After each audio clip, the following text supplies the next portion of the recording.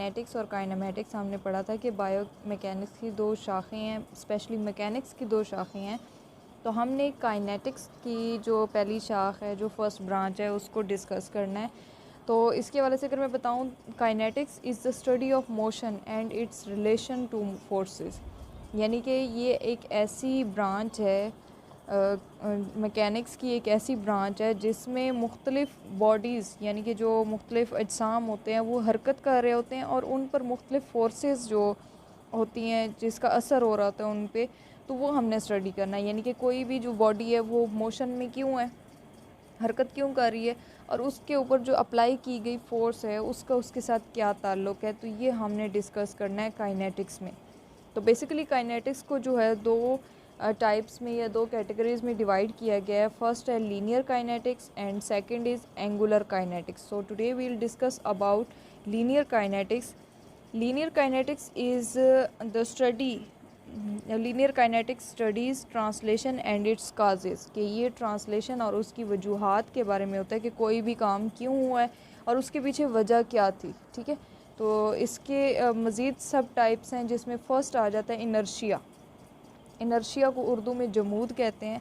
तो यहाँ पर मैं इंग्लिश में इसकी डेफिनेशन आप लोगों को अगर बताऊँ कि inertia is the tendency of an object in motion to remain in motion और an object at rest to remain at rest unless acted upon by a force. कि हम लोगों ने जैसे पढ़ा था ना फर्स्ट लॉ न्यूटन का, ठीक है, तो उसमें क्या था कि जब भी कोई जिस्म जो है वो मोशन में रहता है तब तक मोशन में रहता है जब तक आप उसके ऊपर बाहर से कोई फ़ोर्स अप्लाई करके उसको रोकेंगे नहीं, और कोई भी जिस्म तब तक रेस्ट में रहता है जब तक आप कोई फ़ोर्स उस पर अप्लाई करके उसके अंदर मूवमेंट नहीं प्रोड्यूस करेंगे। तो इसमें देखें, इसमें आ जाता है कि जितना भी किसी जिस्म का मास होगा, किसी भी जिस्म का, किसी भी बॉडी का जितना ज़्यादा उसका मास होगा उतना ज़्यादा जो है जितना ज़्यादा मास होगा उतना ही उस जिस्म का इनर्शिया होगा। यानी कि जितना ज़्यादा उसके अंदर मास मौजूद होगा उतना ज़्यादा उसके अंदर इनर्शिया मौजूद होगा। ठीक हो गया। तो इसमें देखें कि अगर आपके पास एक जो है पत्थर है, ठीक है, बहुत बड़ा पत्थर है, उसको आपने मूव करना है तो उसके लिए आपको बहुत ज़्यादा फ़ोर्स की ज़रूरत पड़ेगी। ठीक हो गया। लेकिन अगर छोटा सा पत्थर है उसको उठा के दूसरी जगह रखना है आपके लिए कोई मुश्किल बात नहीं है।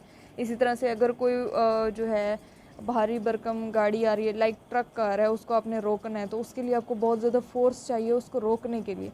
लेकिन उसी की जगह पर अगर एक साइकिल आ रही है तो उसको आपने रोकना है तो आपको कम फोर्स चाहिए होती है। तो ये होता है कि जितना ज़्यादा मास होगा उतना ज़्यादा जो है आपका इनर्शिया होगा। नेक्स्ट इसके बाद बात करते हैं नंबर 2 पर, मास। कि मास क्या चीज़ है, जो हम पढ़ रहे हैं मास जितना ज़्यादा होगा उतना इनर्शिया होगा। तो बेसिकली मास क्या चीज़ है, तो a large body of matter with no definite shape, कि एक बड़ा सा जिस्म हो जिसकी जो है कोई सही उसके अंदर डेफिनेट शेप ना हो, उसके अंदर जो है कोई मिकदार जो है, किसी जिस्म में मादा की मिकदार को वैसे मास कहते हैं कि कोई भी जिस्म है उसके अंदर जो जितना भी उसके अंदर मैटर मौजूद होता है ना उसको मास कहते हैं। तो इसमें कोई डेफिनेट शेप नहीं बताई गई, किसी भी शेप में जो है मास हो सकता है। तो इसमें इसका सिस्टम इंटरनेशनल यूनिट जो है वो किलोग्राम में होता है, यानी कि हम हमेशा मास को मेजर करते हैं किलोग्राम्स के। इसके बाद नेक्स्ट हमारे पास आ जाता है वेट। तो वेट कहते हैं उर्दू में वज़न। ठीक है, the weight of an object is the force of gravity on the object, कि किसी भी ऑब्जेक्ट के ऊपर जो कशिश शक्ल जो फोर्स ऑफ ग्रेविटी है उसका क्या इम्पेक्ट है या उसका इस पर क्या असरात होते हैं, तो वो आ जाता है आपके वेट में। अब जितनी जो है ग्रेविटेशनल फ़ोर्स जो है ज़्यादा होगी उतना ही ज़्यादा किसी भी जिस्म का वज़न होगा। तो यानी कि ग्रेविटेशनल फ़ोर्स पे डिपेंड करता है कि आपकी बॉडी जो है या जो भी आपके पास मास है उसका वज़न कितना है। ठीक हो गया। अब यहाँ पर अगर हम बात करें तो हर जगह आपको पता है कि वेट एक जैसा नहीं होता। अगर ज़मीन पर वेट कुछ है तो चाँद पर जाएंगे तो फिर कुछ और हो जाएगा, अगर ख़ला में जाएंगे तो वहाँ पर फिर वेट और हो जाएगा। तो यानी कि ये ग्रेविटेशनल फ़ोर्स पे डिपेंड करता है कि जितनी ग्रेविटेशनल फ़ोर्स होगी या जितनी कम होगी उतना ही वेट भी चेंज होगा। तो इसके अलावा मास और वेट के दरमियान अगर मैं आपको बता दूं कि इनके सिस्टम इंटरनेशनल जो यूनिट्स हैं, मास का है किलोग्राम और जो वेट है उसका है न्यूटन। ठीक है, तो ये इन दोनों के दरमियान एक थोड़ा सा डिफरेंस है। बाकी बुक के ऊपर डिफरेंसेस दिए हुए हैं, वो आप एक दफ़ा ज़रूर रीड आउट कर लीजिएगा। ओके, नेक्स्ट हमारे पास आ जाता है फोर्स। तो फोर्स अगर मैं बात करूँ तो इसको इंग्लिश में आप कह सकते हैं, a force is a push और pull acting upon an object as a result of its interaction with another object. के फोर्स एक ऐसी चीज़ है जो हम किसी भी बॉडी को मोशन में लाने के लिए या उसको मोशन से रोकने के लिए हम इस्तेमाल करते हैं, ठीक है। तो वो जो हमारा एक अमल होता है उसको फोर्स कहते हैं।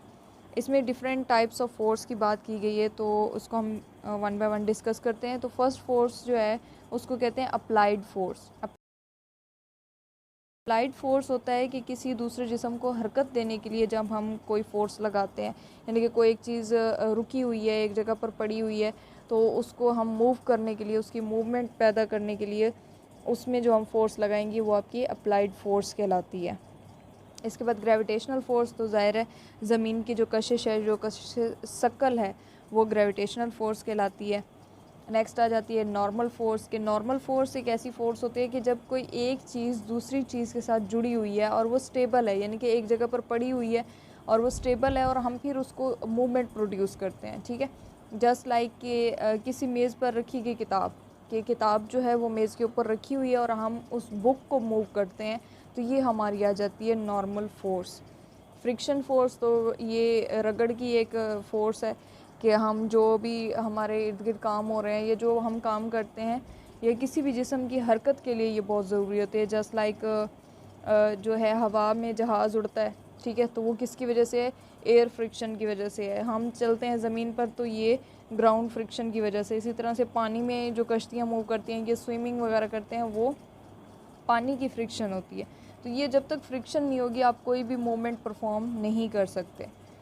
नेक्स्ट आ जाता है एयर रेजिस्टेंस फोर्स। तो एयर रेजिस्टेंस फोर्स यानी कि हवा की मज़म्मत, यानी कि अगर हवा की मज़म्मत नहीं होगी तो कोई भी चीज़ हवा में नहीं उड़ सकती। परिंदे नहीं उड़ सकते, जहाज़ नहीं उड़ सकते, आप पतंगबाजी करते हैं, पतंग नहीं उड़ा सकते। वैसे कोई चीज़ आपने हवा में उड़ानी है तो वो तब तक नहीं उड़ेगी जब तक वहाँ पर एयर रेजिस्टेंस फोर्स नहीं होगी। टेंशन फोर्स, तो टेंशन फोर्स जो है ये किसी जो है ना वायर के अंदर प्रोड्यूस की जाती है, यानी कि किसी तार या किसी डोरी के अंदर पैदा की जाती है। जस्ट लाइक तीर कमान जो होता है, तीर जो कमान होती है, कमान के पीछे एक डोरी लगी हुई होती है ना, तो उस डोरी के अंदर जितनी टेंशन होगी उतना दूर जाके आपका तीर गिरेगा।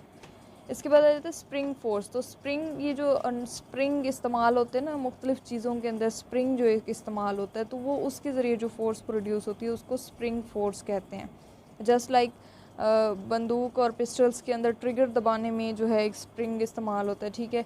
या जिमनास्टिक में जो जंपिंग बोर्ड होते हैं, तो वो जितना अच्छा उसका स्प्रिंग होगा उतनी ज़्यादा अच्छी जंपिंग होगी। नेक्स्ट आपका आ जाता है सेंट्रीपिटल फोर्स। तो सेंट्रीपिटल फोर्स के हवाले से अगर मैं बात करूं तो ये एक ऐसी फोर्स है कि अगर कोई भी बॉडी है वो एक सर्कल में मूव कर रही है तो वो उसको जो है मजबूर करती है कि वो चीज़ दायरे की तरफ ही घूमे, यानी कि दायरे के अंदर की तरफ घूमे, ठीक है, कि वो दायरे के अंदर की तरफ ही घूमे, बाहर की तरफ ना जाए। नेक्स्ट सेंट्रीफ्यूगल फोर्स है, तो ये उसकी ऑपोजिट है, यानी कि ये मजबूर करती है चीज़ को कि वो किनारों की तरफ जाए, बाहर की तरफ जाए।